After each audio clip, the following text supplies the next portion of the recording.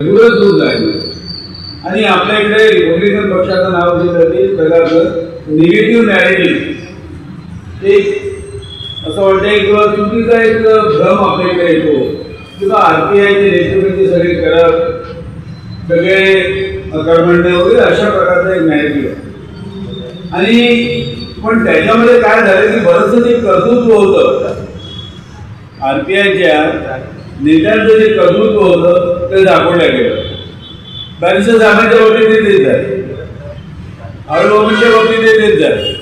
ही मंडळी चांगली होती, पण त्या काळाचा जो काही आरपीआयचा जो प्रवास आहे तो काही थोडासा म्हणजे ज्याला असं म्हणते किंवा एवढा असं नव्हता. आणि त्यामुळं बॅरिस्टर असो किंवा त्या काळाचे आपले कांबळे साहेब असो ती यांचं कर्तृत्व दाखवलं आहे. आता जन्मशताब्दीच्या निमित्ताने आपण जिकडे तिकडे बॅरिस्टरांची जन्मशताब्दी साजरी करतो, काही मुद्दे समोर येत आहेत. आणि आरपीआय म्हणजे त्या काळातलं जे या आरपीआयच्या लोकांचं जे कर्तृत्व आहे ते आताही थोडं आपल्याला म्हणजे आठवण येते आहे. सगळ्यात पहिल्यांदा आपल्याला काही बाबी समजून घ्यावं लागेल. पहिलं म्हणजे हे की आरपीआय म्हणजे नेमकं काय आहे, आरपीआय काय आहे हे समजून घ्यावं. आणि फक्त आरपीआय नाही तर जेवढे काही आपल्या बाबासाहेब आंबेडकरांच्या विचारसरणी जे पक्ष आहेत ते पक्ष आपल्याला समजून घ्यावं लागतात. आणि यांची विचारसरणी समजण्याच्या आधी मी एक तुमच्यासमोर एक साधा प्रश्न विचारेन की साधारणपणे महाराष्ट्रामध्ये आंबेडकरी लोकांची किंवा बाबासाहेबांच्या ज्यांनी म्हणजे हार्डकोर आंबेडकराईट आहे त्यांची लोकसंख्या किती आहे? महाराष्ट्राच्या साधारणपणे आपण 11-12 कोटी लोकांमध्ये 1 कोटीच्या वर नाही. म्हणजे जी बाबासाहेबांच्या काळात फॉलोअर्स आहेत त्यावेळेस अजून संख्या कमी होती. आजच्या काळामध्ये 11 कोटीपैकी 1 आहोत. आणि 1 कोटी लोक आहेत आणि या 1 कोटीमध्ये एवढे राजकीय पक्ष, एवढा राजकीय उलाढाली, एवढा राजकीय चर्चा होत राहतात. आणि यांचा पक्ष आहे अनेक गट असतील, वेगवेगळ्या स्वरूपात आहे. का असावं असं? 40 आपण कोटीची भारताची लोकसंख्या घेऊ, त्याच्यामध्ये 1 कोटी लोकांचा समूह असलेले किती समूह असतील? पण तुम्हाला इथं जे पॉलिटिकल जे अवेअरनेस दिसेल, थँक्यू सर, आज आपल्याकडे फक्त 3 वर्गांमध्ये महाराष्ट्रामध्ये 3 समाजांमध्ये राजकीय अवेअरनेस दिसते. पहिला ब्राह्मण जो पारंपरिक दृष्टीनं नेहमी राजकीय दृष्ट्या काँग्रेसच्या स्वरूपात असो किंवा कोणत्या स्वरूपात असो तो जागृत होतो. दुसरा मराठा जो शिवाजीच्या काळापासून राज्य करत आहोत. आणि तिसरा आंबेडकर समाज. हे 3 समाज हे राजकीय दृष्ट्या जागृत दिसतात. मग महाराष्ट्रातल्या 11 कोटी लोकांमध्ये काय 1 कोटी लोकसंख्या असलेले काही बाकीचे लोक नाही आहेत काय? याच्यावर महाराष्ट्राचं सोडा, तुम्ही भारतात बघा, या एवढ्या मोठ्या देशात साधारणपणे 1 कोटींची लोकसंख्या असलेले अनेक समूह आहेत, पण त्यांच्यामध्ये राजकीय जागृती नाही. मग रिपब्लिकन पक्षाला किंवा त्या आंबेडकरी पक्षाला तुम्ही किती दोष द्याल तरी तुम्हाला ह्या गोष्टीवर विचार करावा लागतो किंवा असं काय झालं की 1 कोटीचा समूह हा राजकीय दृष्ट्या इतका जागृत आहे. ही गोष्ट आता आपल्या इकडे उत्तर प्रदेशात समाज झाली किंवा जिकडे तिकडे काही पक्ष निघाले.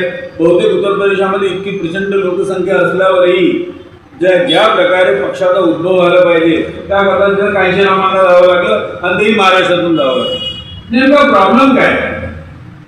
म्हणजे आरपीआयच्या तमाम गुन्हा दोषासहित हा प्रश्न तुम्हाला विचार करावा लागेल.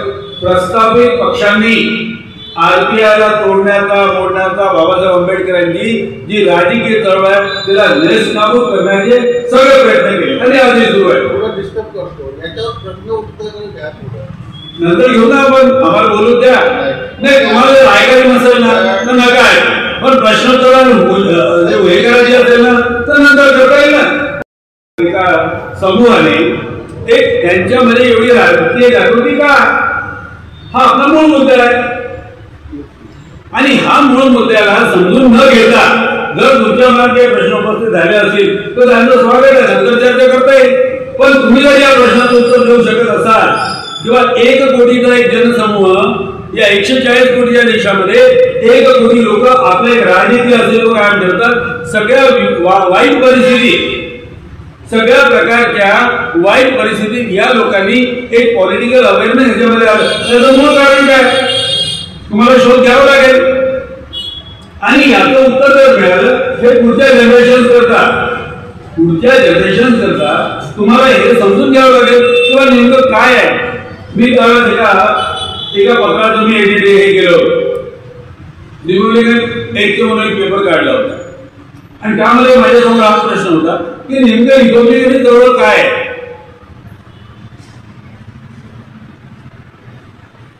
रिपब्लिकन चळवळ म्हणजे नेमकी काय आणि याचे जे रूल्स मला मिळाले मला ते मला अत्यंत आश्चर्यकारक मिळाले. बाबासाहेबांची जी पहिली सार्वजनिक जी चळवळ आहे किंवा जे काही कार्य आहे ते पहिलं कोणतं कार्य आहे. बरं, बाबासाहेबांचा इतिहास ज्यांना थोडाफार माहित आहे तर बाबासाहेबांनी ज्या प्रकारे आपण म्हणतो की अस्पृश्यांच्या उद्धारासाठी काम केलं हे वगैरे, जो मासेस करता काम आहे, पब्लिक करता जे काम आहे ते सगळ्यात मोठं पहिलं त्यांचं लेखी निवेदन म्हणजे जे असेल ना तर ते आहे south bureau committee. South bureau कमिटीला आपण विसरू शकत नाही कारण साऊथ ब्युरो कमिटी ही पहिली कमिटी होती ज्यांनी भारतीयांना राजकीय हक्क देण्याकरता एक सर्वेक्षण केलं होतं आणि कमिटी आहे ब्रिटिश लोकांनी ठरवलं की भारतीयांना क्रमाक्रमाने स्वातंत्र्य द्यावं आणि त्याच्यात निवेदन द्यायचं होतं. साऊथ ब्युरो कमिटी पूर्ण देशभर फिरून लोकांचं त्यावेळेस राजकीय मत जाणून घेतलं आणि बाबासाहेब आंबेडकर त्यावेळेस सिडेनियन कॉलेजचे प्रोफेसर होते म्हणजे गव्हर्नमेंटचे सर्वंट होते. गव्हर्नमेंटचे सर्वंट असताना सुद्धा त्यांनी आग्रह केला की मला साऊथ ब्युरो कमिटी पुढे निवेदन मांडायचंच आहे. अनेक अडचणी आल्या, सर्व सांगितलं तुम्ही गव्हर्नमेंटचे सर्वंट आहात आणि गव्हर्नमेंटचा सर्वंट गव्हर्नमेंटच्या याच्यासमोर पॉलिटिकल बाबतीमध्ये आपलं मत नाही मांडू शकत. आताही तुमचा जर एखादा सरकारी कर्मचारी राजकीय कामामध्ये भाग नाही घेऊ शकत. बाबासाहेबांनी आग्रह केला मला मांडू द्या आणि बाबासाहेबांचं पहिलं जे सार्वजनिक निवेदन आहे ते साऊथ ब्युरो कमिटीचा तो त्यांच्यासमोर मांडलेलं निवेदन आणि तिथं लिहिलेली साक्ष आणि त्याच्यामध्ये बाबासाहेब काय म्हणतात की मला ज्या आता भारतामध्ये तुम्ही जे काही राजकीय स्वातंत्र्य देणार आहात, क्रमाक्रमाने देणार आहात, ज्यांना आपण 47 स्वातंत्र्य मिळालं त्याच्यामध्ये त्या स्वातंत्र्यामध्ये आम्हा लोकांचा शेड्यूल कास्टचा सहभाग हा कसा असेल हे तुम्हाला सुनिश्चित करावं लागेल. म्हणजे पहिलं जे निवेदन सार्वजनिक त्याच्यामध्ये शेड्यूल कास्टचे राजकीय हक्क जे आज तुमच्यामध्ये जी राजकीय चेतना आहे ना त्याची सुरुवात तिथं होते. अस्पृश्यता नष्ट करा, हिंदू धर्मापासून छुआछूत कमी करा हे निवेदन पहिले नाही आहे. पहिली जी व्यवस्थित मांडणी जी आहे ती आहे राजकीय हक्काची आणि ती राजकीय हक्काची मांडणी हा जेवढा तुमचा संघर्ष होता ना तुम्ही तो सगळ्या राजकीय हक्काबद्दल आहे. पुणे करा घ्या काही घ्या पण तुम्हाला राजकीय हक्काचं जास्त मिळत म्हणजे आपली जी जळणघळण झाली ना, आपली जी जळणघळण झाली त्या जळणघळणीमध्ये सगळ्यात पहिल्यांदा बाबासाहेबांचा अस्पृश्यांना राजकीय हक्क मिळावे हा जो विचार बाबासाहेबांनी तुमच्या मनात रुजवला त्याचं रिफ्लेक्शन आहे. आज हे जे तुम्ही राजकीय पक्षांमध्ये किंवा राजकीय जी कर्तव्यकारी आहे तुमची तर त्याचं रिफ्लेक्शन आहे की ते रुजवण्यात आलं की तुम्हाला राजकीय दृष्ट्या सक्षम होणंच आहे, त्याशिवाय पर्याय नाही.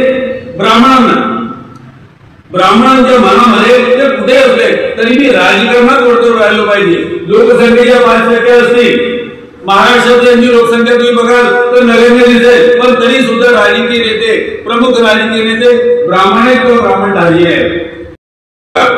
म्हणजे इतक्या कमी लोकसंख्येच्या प्रमाणात असलेले ब्राह्मण त्यांच्यामध्ये ही राजकीय आम्ही सत्ताधारी होऊ ही जी आकांक्षा आहे ती ब्राह्मणांमध्ये आणि त्यामुळे बहुतेक राजकीय पक्षांमध्ये नेतृत्व हे ब्राह्मणांचं दिसेल.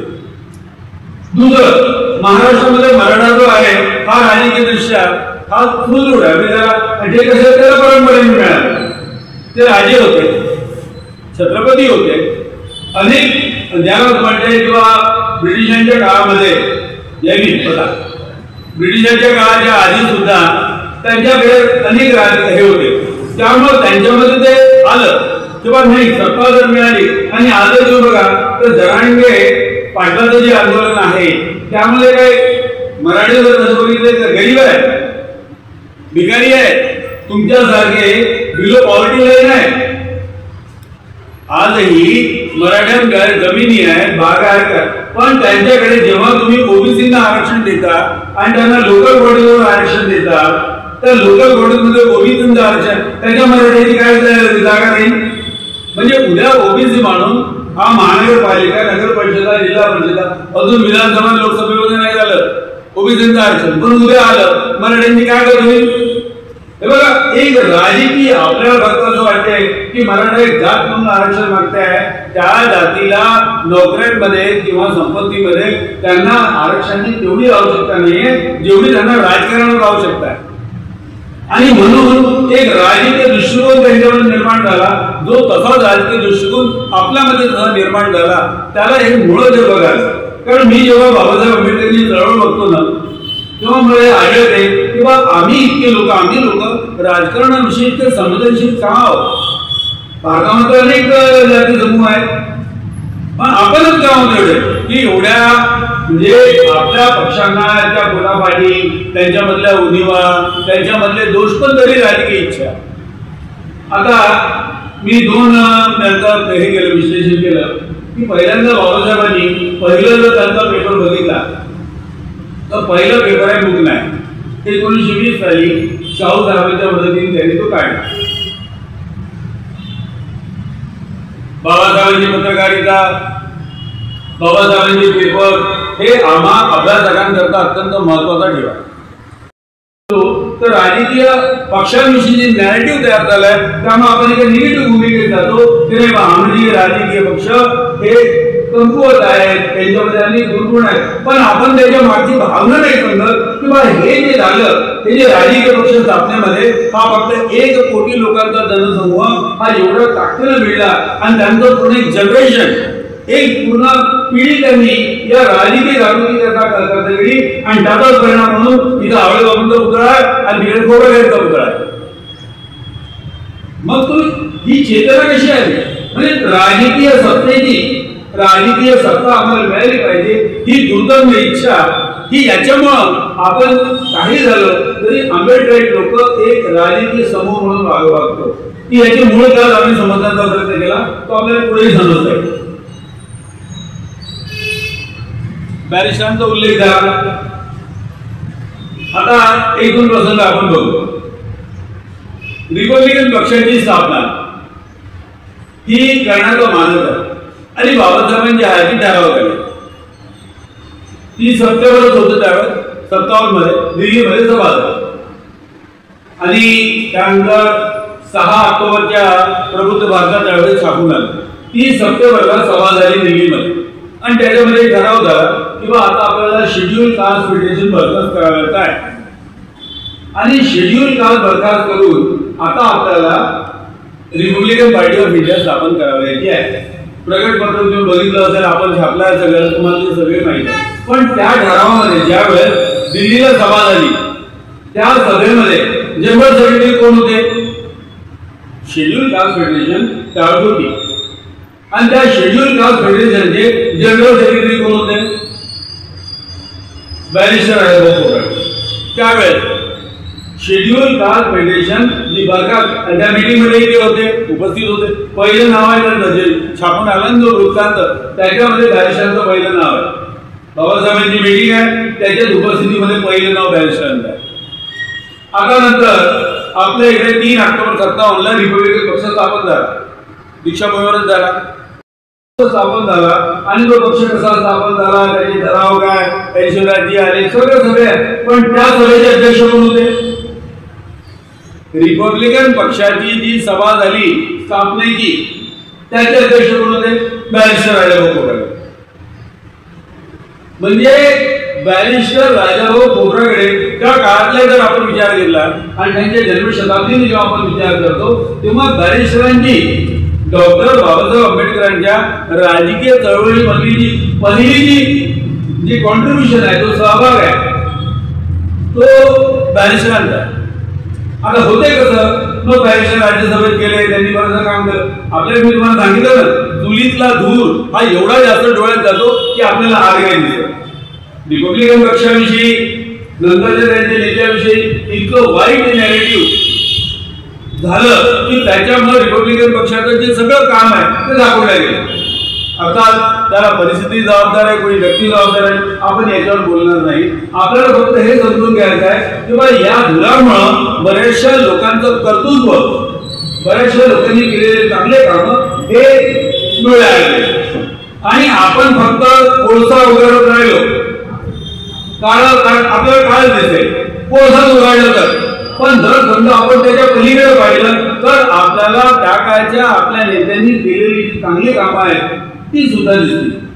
म्हणून मी तुम्हाला विनंती करतो, आता बॅरिस्टरांची जन्मशताब्दी आपण सगळे साजरे करू आणि बॅरिस्टरांविषयी चांगले बोललं जाईल. काही लोक त्यांच्या जुन्या वाईट आठवतील तर वाईटही बोलतील करायची, पण जेव्हा हे बोललं जाईल तेव्हा तुम्ही एक गोष्ट लक्षात ठेवली पाहिजे की बॅरिस्टरांची जळणघळण बाबासाहेब आंबेडकरांच्या ज्या राजकीय कृषीतून झाली आहे त्याचा पहिला संदेश आहे की आपल्याला राजकीयदृष्ट्या हे म्हणजे राजकीयदृष्ट्या आपण जागरूक राहिलं पाहिजे.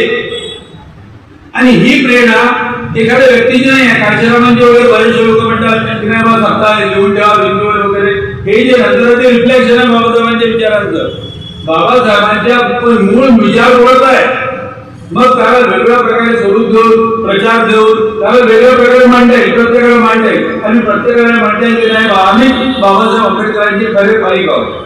पण त्याचबरोबर तुमचा भविष्यकाळ हा उज्ज्वल आहे आणि तो तुमच्या नवीन पिढीमध्ये त्याला तयार करण्याचा आपण प्रयत्न करू किंवा नवीन लोकांना कशी संधी देते. आणि जर आपण याचे यशस्वी झालो तर मला वाटतं की बाबासाहेब आंबेडकरांचा जो विचार आहे तो नक्कीच पडेल. तुम्ही मला शांतपणे ऐकून घेतलं त्याकरता मी तुमचा आभारी आहे. आणि मी आता विनंती करेन की बाबा ज्यांना जे प्रश्न तर आहेत त्यांनी आता नक्कीच विचार. हे कशावर, रिपब्लिकन पक्षाचं पतन हे प्रस्थापित पक्षांनी केलं नाही, हे तुमचं मत आहे का? हे बघा, रिपब्लिकन पक्षाचं पतन करण्यामध्ये प्रस्थापित पक्षांची भूमिका नाही असं मत हे उमेश बोरकर यांचं आहे. मी मान्य केलं बाबा.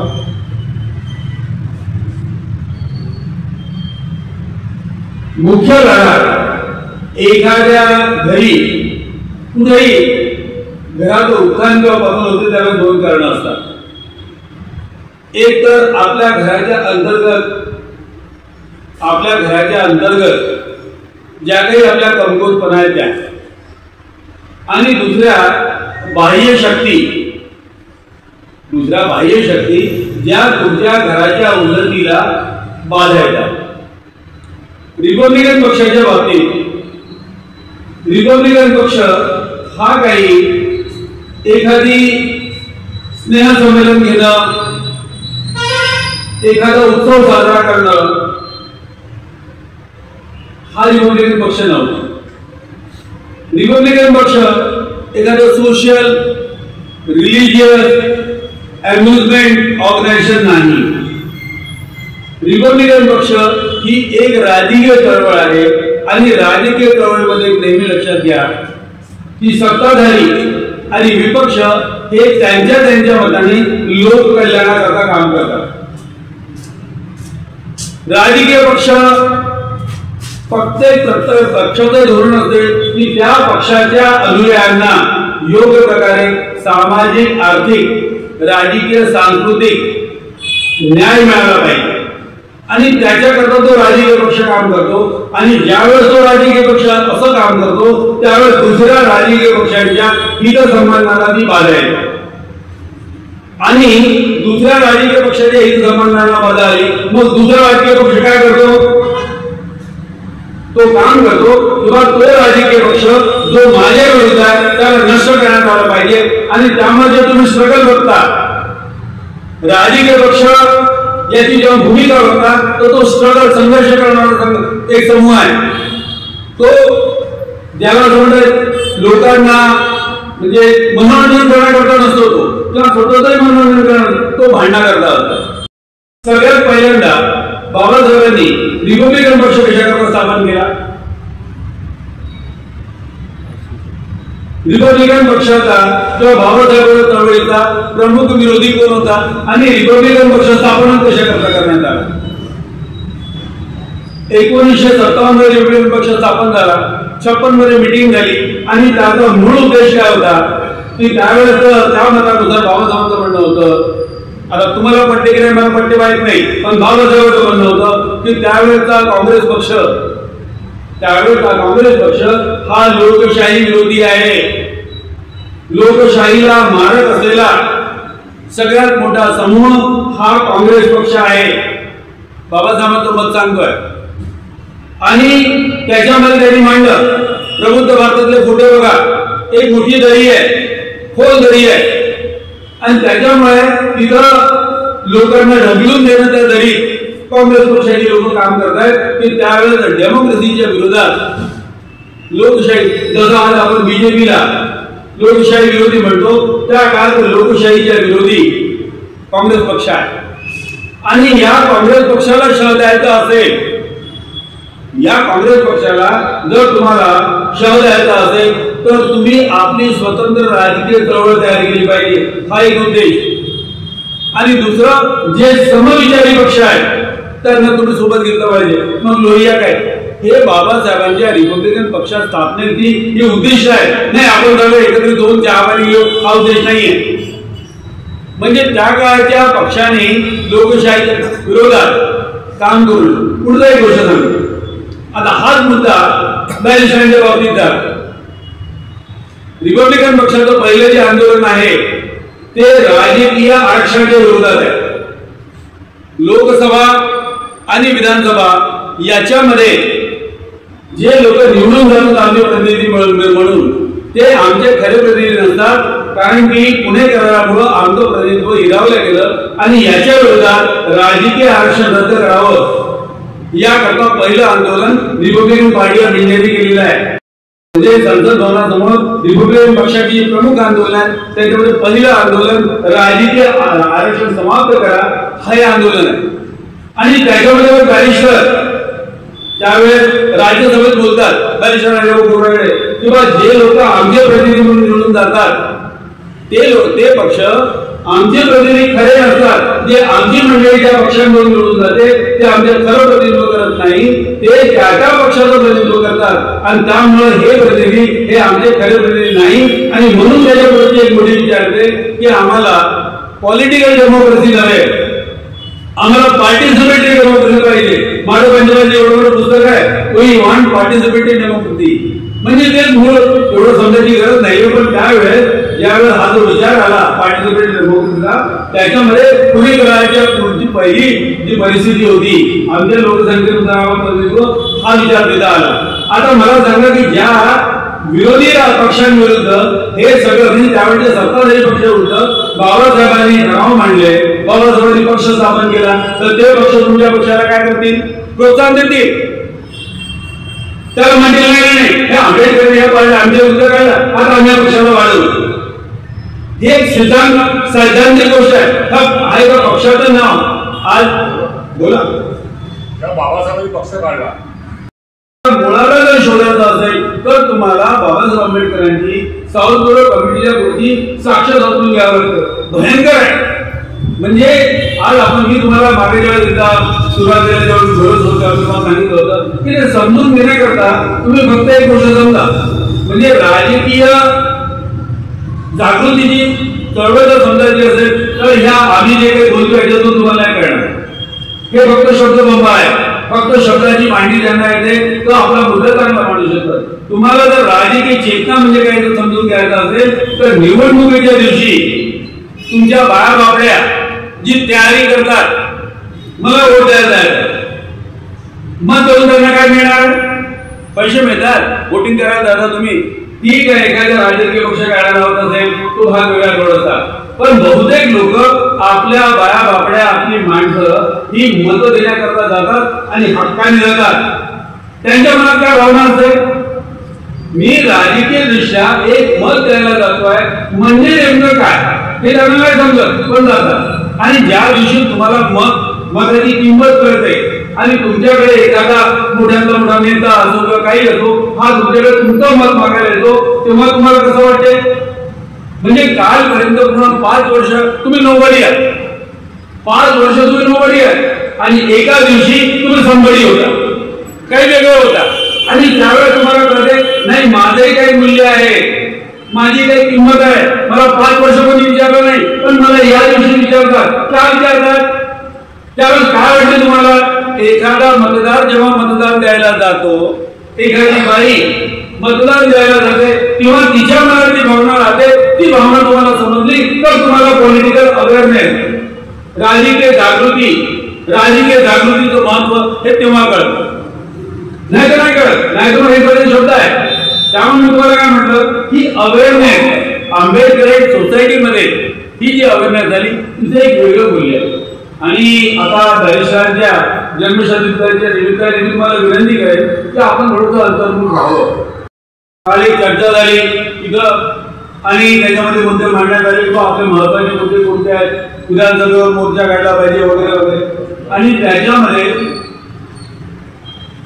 बजेट चोर गद्दी चोर असा एक प्रस्ताव, बजेट चोर गद्दी चोर. आणि ठरवण्यात आलं की बाई बजेटची चोरी सुरू आहे, आपला पैसा म्हणजे अर्थसंकल्पातला आपली जी तरतूद आहे बजेटमधला आपला जो वाटा आहे ती चोरी होते आणि त्या चोरीच्या विरुद्ध जनजागरण करायला आहे अशा प्रकारचा एक मुद्दा आला आणि तो मुद्दा तुमच्या पुढे येईल.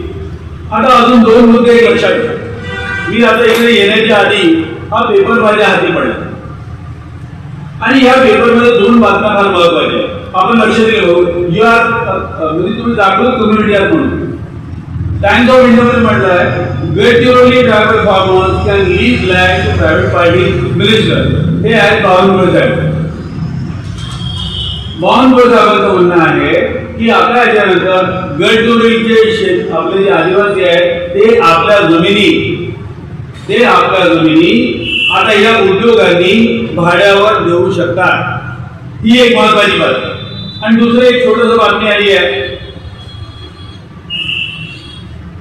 राहुल गांधी यांची भाषा शहरी नक्षल्यांसारखी आहे देवेंद्र फडणवीस. त्यांच्या डिटेल मध्ये मी नाही गेलो पण लक्षात घ्या पुढचं जी आपली जी दिशा आहे म्हणजे आपल्या राजकारण पुढे जाणार आहे त्याचं लक्षात घ्या.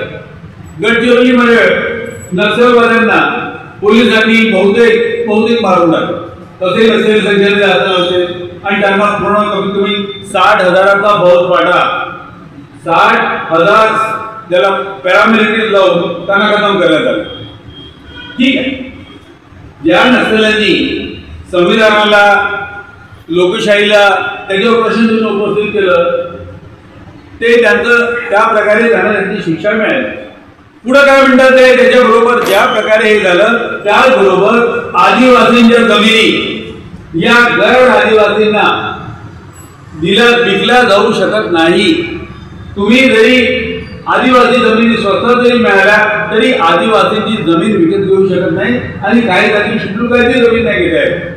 शेड्यूल कास्ट आणि शेड्यूल ट्राईबच्या जमिनीला अशा प्रकारचा यांना भूमिहीन करण्यात येऊ नये, यांच्या जमिनी विकत घेऊन यांना म्हणजे ज्याला म्हणतात बर्बाद करण्यात येऊ नये याच्यामुळे प्रोव्हिजन होते. आंदोलन झालं शेतकऱ्यांचं ते कशाप्रकारे झालं तिथे तोच मुद्दा होता किंवा पंजाबच्या शेतकऱ्यांच्या जमिनी या उद्योजकांना अदानी अंबानींना भाड्याने त्या जमिनी द्यायच्या. हे फक्त त्या जमिनीचे वहिवाटदार असेल मालक असतील पण 50 वर्षाची लीज 100 वर्षाची लीज उद्योगांना दिली तर ते जे कृषी उत्पादन करतील आणि ते कृषी उत्पादन आंतरराष्ट्रीय मार्केटमध्ये विकतील अशा प्रकारच्या त्या शेतकरी जे नवीन नियम बनवले सरकारने जे नंतर पंजाबच्या आंदोलनाने रद्द करण्यात आले त्याचे नियम तसे होते. किंवा तुम्हाला भूमिहीन करणं कारण आजच्या काळात सगळ्यात जास्त किंमत असेल तर मी जमिनीची आहे. तुम्ही आता जास्त तुम्ही बघाल तर जमिनीच्या किमती इतक्या जास्त आहेत की एक छोटीशी 10 बाय 10 खोली घेण्यासाठी नाही. मग अशा वेळेस ज्या जमिनी आहेत मग त्या शेतजमिनी असो की त्या शहरी जमिनी असो त्यांच्यावर अधिकार करणं, त्या बळकावणं आणि त्या उद्योगांना देणं. त्यामुळं आता जर समजा आता गडचिरोलीमध्ये दुसरा संघर्ष काय सुरू होईल की आदिवासींच्या जमिनी या तुम्ही उद्योगांना भाड्यावर देऊ शकता, लीजवर देऊ शकता. मग आता ते लीजचे नियम कसे असतील, त्या लीजचे पैसे किती असतील, म्हणजे ज्या प्रकारचे आगरी लोकांना पूर्ण मुंबईतून, नव्या मुंबईतून आणि कोकण भागातून आगरी लोकांच्या जमिनी घेऊन त्यांना भिकेला लावलाय. त्यावेळेस तो पैसे दिले, आता काही पैसे मिळतात, पण तो पैसा मिळाल्यानंतर काही लोकांना नोकऱ्या सुद्धा मिळाल्या. पण आज तुम्ही आगरी लोकांची म्हणजे आगरी म्हणजे मुंबई काढता कोळी त्याची तुम्ही अवस्था बघा. काही गर्भश्रीमंत आहेत पण बहुतेक आगरी समाज हा आपल्या मूलभूत प्रश्नाकरता मांडतो आहे. तिकडे पंजाबच्या शिखांनी जाटांनी त्यांनी आपल्या जमिनी वाचवल्या, काही वेळापूर्वी वाचवल्या. आता हे संकट गडचिरोलीवर आहे. म्हणजे बावनकुळे साहेब म्हणतात की आता आदिवासींच्या जमिनी या सर्रास उद्योगांना देता येतील, कारण की पोलादाची उद्योग सुरू करायचे आहेत. गडचिरोलीविषयी आपण कधी बोलू, पण लक्षात घ्या पुढच्या काळामध्ये आणि आपण भूमीहीनच आहोत, आपण तर वेगळंच आहोत ना. आपल्याला ज्याला तुमच्या ना शहरात जमिनी आहे ना गावात जमिनी आहे. शेड्यूल काळचा वर्ग जर म्हटला हा भूमीहीन आहे, शेतमजूर आहे, फक्त थोडासा अल्प उदाहरण बहुतेक पण शेड्यूल ट्राईबकडे सगळ्यात मोठी संपत्ती त्यांची वनजमीन आहे. शेड्यूल ट्राईब भूमी नाही आहे, ते जंगलात राहतात, पण जंगलामध्ये त्यांच्याकडे शेतीचा पट्टा आहे. आणि आता पुढच्या याच्यामध्ये त्यांनाही भूमिहीन करणं हा सरकारचा डाव आहे. आणि राजकीय पक्षाचे जे प्रतिनिधी आहेत त्यांना हे लक्षात आलं पाहिजे. दुसरं आपण एखाद्या बातमीकडे जाऊ, तुम्हाला राहुल गांधी हे शहरी नक्षलवाद्यांसारखे बोलतात. हे कोण म्हणतात? मुख्यमंत्री म्हणतात, फडणवीस साहेब म्हणतात. म्हणजे शहरी नक्षलवाद्यांसारखे बोलतात म्हणजे काय? म्हणजे कोणीही सरकारच्या विरोधात बोलेल, मग तो कोणी का असेना, त्याची लोकशाहीवर किती श्रद्धा असली, तो डेमोक्रेटिक पार्टीच्या एक सरस असेल. निवडणुकांचा हा आधार आहे लोकशाहीचा, तो निवडणुकांमध्ये भाग घेत असेल, त्याचा राजकीय पक्ष असेल, पण तरी सुद्धा त्याला शहरी नसली हा ठरवण्यात येऊ शकेल. मग ती आमची चळवळ असो की तुमची चळवळ असो, या सगळ्या चळवळींना शहरी नसली ठरवून त्यांच्यावर दडपशाही कायम करणं हा या दुसऱ्या बातमीचा मसळा आहे. म्हणजे लक्षात घ्या, आपण छोट्या प्रमाणात विचार करतो, आपला जो विचार असतो तो हा छोटा असतो, आपली मांडणी छोटी असते, पण ज्या प्रकारे पुढच्या काळामध्ये जी संकट पूर्ण चळवळ येणार आहे ती लक्षात घेतली पाहिजे. आंबेडकरी समाज हा काही एक दोन लोकांचा किंवा दोन चार बोलघड्या लोकांचा समाज नाही. दोन चार नेते, चार पाच साहित्यिक, दोन चार पार्टीचे छोटे मोठे नेते, या कोरड्या वनस्पती म्हणजे आंबेडकरी समाज नाही. आंबेडकरी समाज म्हणजे एक विचार आहे, आणि हा विचार आमच्यासारख्या लहान लोकांनी, हा विचार काही लहान होत नाही, हा विचार मोठाच नाही, पण त्याबरोबर प्रत्येक काळाच्या लोकांची ही गरज आहे. प्रत्येक काळाच्या लोकांची ही गरज आहे की त्यांनी आपल्या नव्या पिढीला या गोष्टीची जाणीव करून दिली पाहिजे. आम्ही लढत करतो, आम्ही समता संघटनेच्या माध्यमातून आम्ही तांत्रिक चिंतन सुरू असेल किंवा नवीन तरुणांना संधी दिली पाहिजे. समता संघटनेमध्ये सगळं काही हललेले आहेत, खूप चांगले लोक आहेत असं नाही, आमच्यामध्ये काही लोक. आम्ही याची उपमान एक देतो तुम्हाला आणि संपवतो. जमीन असेल, सुपीक जमीन असेल, आणि त्या सुपीक जमिनीमध्ये बी पडलं तर ते झाड फार मोठं होतं, ते झाड वृक्षा मोठं होतं. रेतळ असेल आणि त्यांच्यामध्ये बी पडलं तर छोटी छोटी वनस्पती तयार होते, कोरडी वनस्पती होते, ते मोठं नाही होत, बीज मोठं नाही होत. म्हातारा माणूस एखाद्या पक्षाचा असो, पार्टीचा असो, संघटना असो, हा म्हातारा माणूस जमिनीसारखा राहतो. जर त्या जमिनीमध्ये, आणि बी म्हणजे तरुणांचं, जे नवीन लोक तुमच्या पक्षात, तुमच्या संघटनेत, तुमच्या ऑर्गनायझेशनमध्ये जे नवीन लोक असतात ते बी सारखे राहतात. जर आम्ही म्हातारे, जर सुपीक जमीन असू, आम्ही म्हातारे जर सुपीक जमीन असू तर नवीन येणारं जनरेशन हे मोठं होते, हे वटवृक्ष होते. पण जर समजा आम्ही म्हातारे लोक ही जर खडकाळ नवीन असो तर आमचं नवीन जनरेशन तयार होत नाही. आणि हा संघर्ष प्रत्येक संघटनेत आहे. आरपीएम मध्येही आहे, समता सेंट्रलात आहे, बसपातही आणि प्रत्येक संघटनेत आहे की प्रत्येक संघटनेमध्ये नवीन लोकांना वाव नाही.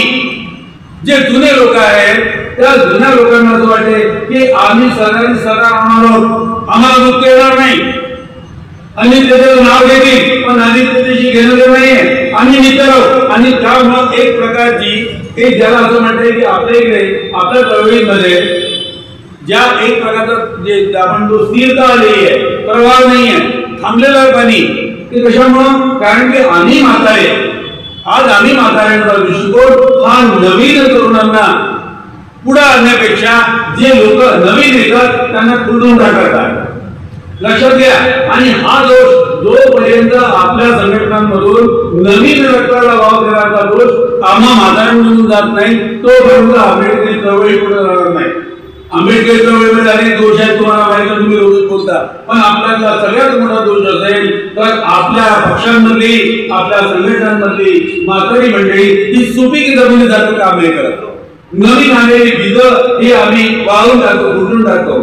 आणि त्यामुळं आमच्या हा जो अहंकार आहे की आम्हाला सगळं कळते, आम्ही मोठे आहोत, आम्ही भाग त्याग केला, आम्ही समाजासाठी खूप काम केलं, नक्की केलं असेल, पण त्याचबरोबर या कामामध्ये हे काम पुढे कोण नेणार आहे? तरुण नेतील. आणि त्यामुळं तरुणांना जास्तीत जास्त संधी मिळाली पाहिजे याचा जर विचार उद्या आंबेडकरी विचारधारेमध्ये झाला तर हा डॉक्टर बाबासाहेब आंबेडकरांचा एवढा मोठा विचार पुढे जाईल. नाही तर काय होईल? जर हा विचार नाही केला आपण तर काय होईल?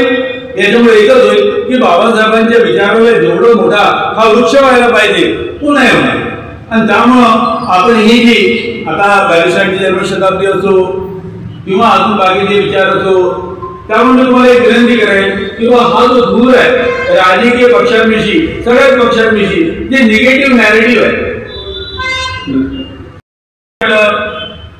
बाबासाहेबांनी मूक नायक कशा करतात? बाबासाहेबांनी बहिष्कृत भारत पेपर त्यासाठी काढला. पहिल्यांदा मूक नायकावर येऊ. आणि मूक नायकाची संख्या अंग उपलब्ध नाही आहेत, 9 अंक बाबासाहेबांच्या बाकीचे जे आहेत उपलब्ध नाही आहेत. बरेचसे कारण जे काही उपलब्ध आहे त्यांच्यामध्ये बरीचशी माहिती नाही. आता आम्ही हा प्रश्न विचारला की बाबासाहेबांनी पेपर काढला, कशा पेपर काढला? आमच्या बहुतेक मित्रांचं उत्तर असं होतं की बाबासाहेबांनी पहिला पेपर जो काढला तो सामाजिक समानता प्रस्थापित करण्याकरता अस्पृश्यता, छुआछूत, जातीभेद यांच्या विरुद्ध पेपर काढला असं बहुतेकांचं मत होतं. बाबासाहेबांची पत्रकारिता आणि हे साफ खोटं आहे. मूक नायकाची सुरुवात ही तुमच्या जातीभेदावर, तुमच्यावर जाती अत्याचार होतात किंवा तुमच्याशी ज्याला अस्पृश्यता पाळली जाते, तुम्हाला पाणी घेऊन दिलं जात नाही, तुम्हाला शाळेत दिलं जात नाही, याच्याकरता नव्हतं. मूक नायकाचा उद्देश हा हे जे नवीन स्वातंत्र्य इंग्रज सरकार देणार आहे त्या स्वातंत्र्यामध्ये अस्पृश्यांचे राजकीय हक्क काय असावे याकरता मूक नायक आहे. आणि बहिष्कृत भारतामध्ये स्वराज्याचे आग्रहण आणि स्वराज्यामध्ये अर्थ काय स्थान असेल तुम्ही बघा. बहिष्कृत भारतात मूक नायक काही कमी काढले, बाबासाहेब केले, पण त्याच्यानंतर बाबासाहेबांनी जे बहिष्कृत भारत काढलं, बहिष्कृत भारताची पार्श्वभूमी महाड सरकार काढली होती. महाडमध्ये जे काही झालं आता आपण नंतर चर्चा करू, पण महाडमध्ये जे काही झालं तो बहिष्कृत भारताचा जो प्राधान्यता ठरली. पण तुम्ही बहिष्कृत भारताचे अंक बघाल तर त्याच्यामध्ये तुमचं पॉलिटिकल अवेअरनेस, ते पॉलिटिकल अवेअरनेस तुमच्यामध्ये काय असावं याविषयी मुख्य सब्जेक्ट बहिष्कृत भारताचा होतो. म्हणजे बघा, म्हणजे पहिल्यांदा मूक नायकाचा सब्जेक्ट होत आहे, बहिष्कृत भारताचा सब्जेक्ट होत आहे आणि पुढचाही सब्जेक्ट होत आहे. ही जी राजकीय अवेअरनेस महाराष्ट्रामध्ये तुमच्या आमच्या प्रत्येकामध्ये जी आहे त्याचे रूट काल हे बाबासाहेबांचे त्या शिकवणुकीत आहे की राजकीय सत्ता जोपर्यंत तुम्हाला मिळत नाही किंवा राजकीय सत्तेमध्ये तुमचा सहभाग होत नाही तोपर्यंत तुमचे प्रश्न सुटत नाही. आपण प्रश्नाकडे लक्ष देतो, अस्पृश्यता, अनटचेबिलिटी, बेरोजगारी, आपण यांच्याकडे लक्ष देतो. आणि आधी आपल्याला कोणी विचारलं तर सामाजिक आर्थिक भेदभाव आपल्याला मुख्य प्रश्न वाटतो. नमस्कार दोस्तों, हमारे न्यूज़ चैनल न्यूज़ इंडिया को लाइक कीजिए, शेयर कीजिए, अनसब्सक्राइब कीजिए. हम मिलेंगे फिर. धन्यवाद.